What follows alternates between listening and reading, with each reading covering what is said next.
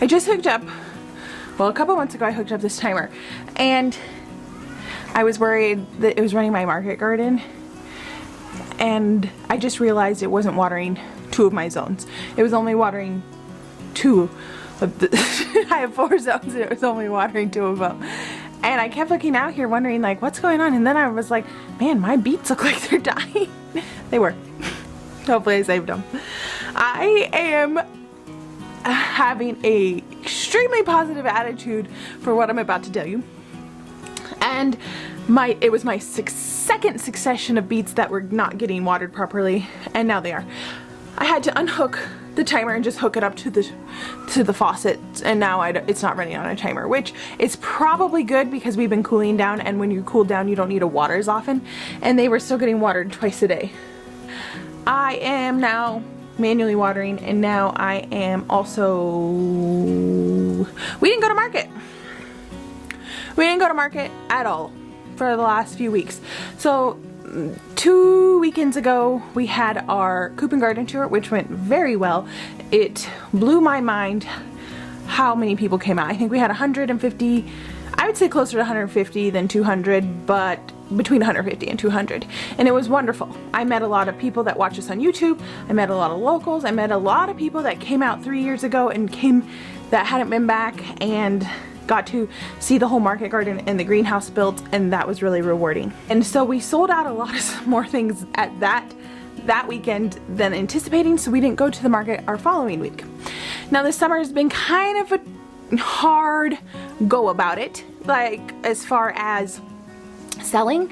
It has been extremely difficult. If you're new, welcome. We've had a small bump in subscribers, so if you're new, I'm Kylie and we are located in Central Oregon. We have a frost risk all year round. We're in zone 3. What else am I missing? I don't know. I know when a lot of people think of Oregon, they think of rainy Oregon. And that's not the majority of the state. So the majority of the state is dry, deserty, mountainous, gorgeous, beautiful, and then you're only seeing, most people see the Oregon coastline and what we call the valley. So it's the Willamette Valley with Portland, Eugene, Salem, Corvallis, you know, those type of places. They do get a lot of rain. We, on the other hand, do not. We are in a high desert climate, and that means we're a high desert. It gets hot in the day and cold at night, and this year we've had record-breaking heat with the rest of the Pacific Northwest. We normally only get into the 90s 3 to 5 times a year.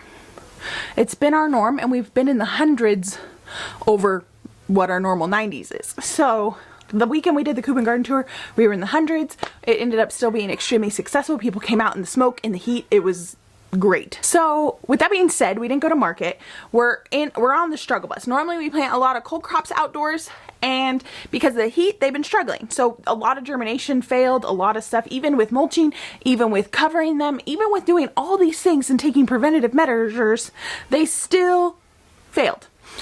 The thing that has been doing is good is sunflowers, but meanwhile replanting the rest of the garden, I neglected to plant my 3rd succession when I should have, and so we have a major gap. Now they are getting bigger, but they're still this. And where my 2nd succession is about done, and my 1st succession is done, my 2nd succession is done, my branching sunflowers are done, and now my 3rd succession, or 4th succession if you call it, is this big. That's a failure. So we currently do not have any cut flowers and we have a bunch of vegetables to sell. But guess what? The restaurants that we were lined up to sell, we had meetings with, the yada yada yada all last year, are shut down. So yeah, I'm not going to fret. Adjustments have to be made, and they're being made, and that's just a reality of our market garden. This is not my full-time gig. This is my side gig of my side gig, I guess. It's like a fun gig for me. We'll see how big it ever gets. If it doesn't get very big, that's okay. I have fun with it. I never want it to become a point where I do it and then I hate it. You get what I'm saying? Like, I never want something I love to become something I loathe, which has happened, and I don't want it to happen again. A little more about me is I am married to my husband. We've been married for 9 years. We have 3 beautiful boys, and I homeschool. So my being a mom and a wife takes priority over a farmer. And then a homesteader also takes priority of being a farmer. So wife, mother, homesteader, farmer, then you got it. So learning out the kinks, we're doing it. But this is a side gig. So we just I don't ever want it to become the drudge of life. And that's that. So we're making a little money on the side. We're still making a little money each week, and that's good. That's good. Now things are changing. We're heading into September. Last year, September was, this time of year was where we were cranking out the most vegetables. We had beets, we had onions, we had green onions, we had carrots, we had all we're about out of carrots. We have plenty of beets. We don't have any green onions. We don't have any radishes. We don't have any of these things because it's been so freaking hot. And then this week it cooled down and we've had frost almost every single night. Such is life. Such is life. Such is life. But we live in one of the most beautiful places in the entire world, so I wouldn't trade it. And we got a smoking hot deal on our farm when we moved here in 2015, and you will never find something that cheap again. So we're happy with where we're at. I moved a ton when I was a little girl, and so moving doesn't typically appeal to me, and there's no really other place I'd want to move to except for one place. It's still in Oregon, and it's still mountainous, but it is far away. I love where we live. I'm kind of in a bubble here in Central Oregon. I don't really know much of what all you all are facing out there, but here we're having a lot of delivery issues. So I think it's pretty nationwide, but like it's not uncommon to walk into a grocery store and, oh, there's zero produce.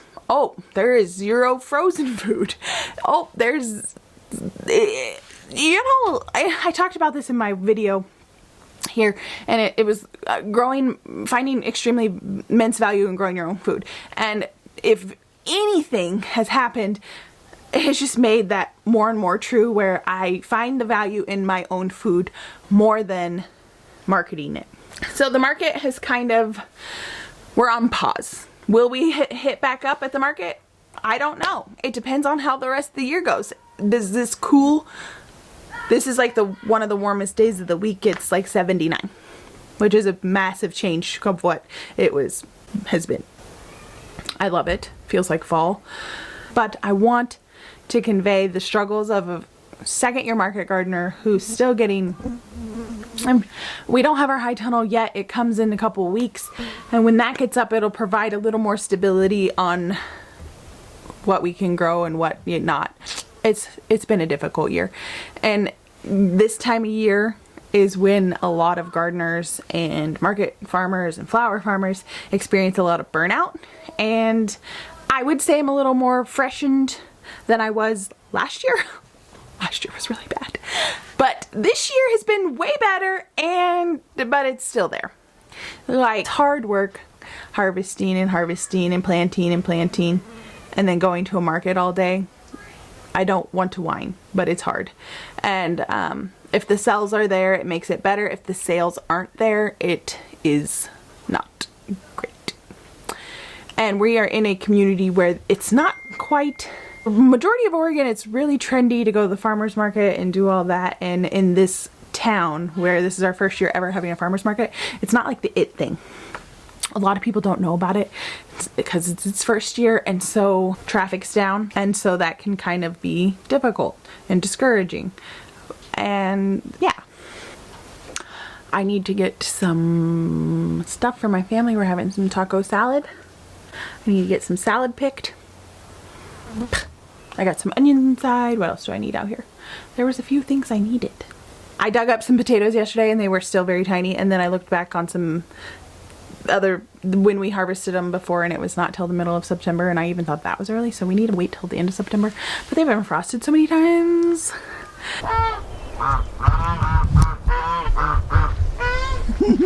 Hi, Mom. Oh my stars, look at the belly on you. It is not picking up. The camera does not do your belly justice, huh? Huh. Mia. Mama Mia.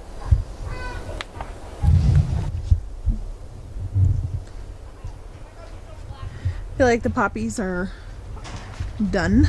They hit it. They're not done. I think I need to trim them. And I think I need to come back and trim them and hopefully get a second round.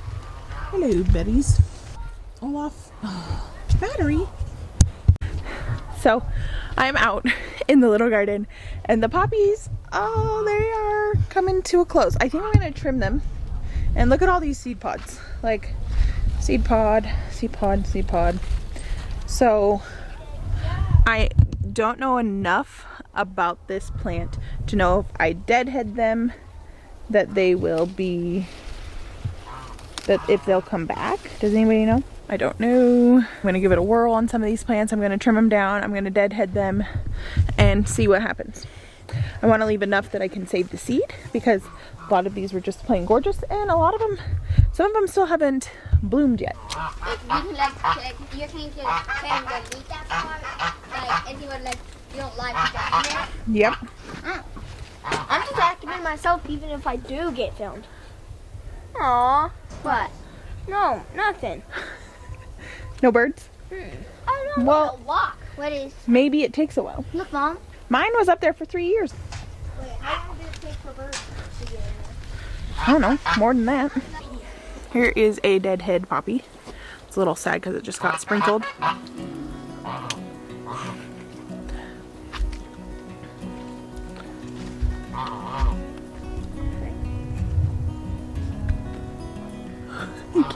The twins, I can barely see you.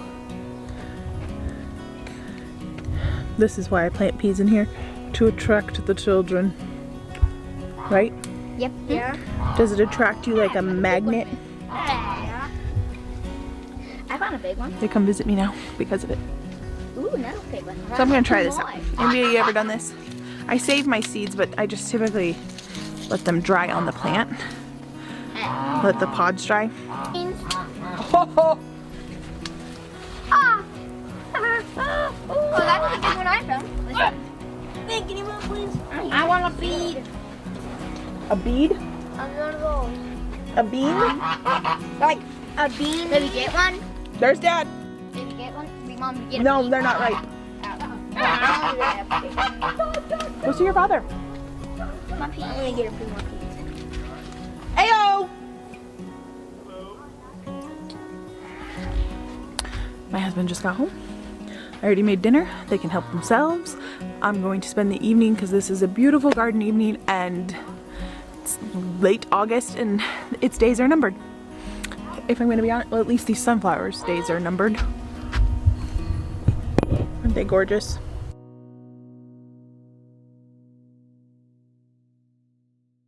Skidamarinka dinka dink, skidamarinka doo, skidamarinka dinka dink. I love you. I love you in the morning and in the day. I love you in the morning and in the afternoon. I love you in the evening. Maybe this will be a good day for story time with Trey. Story time with Trey. Story time with Trey.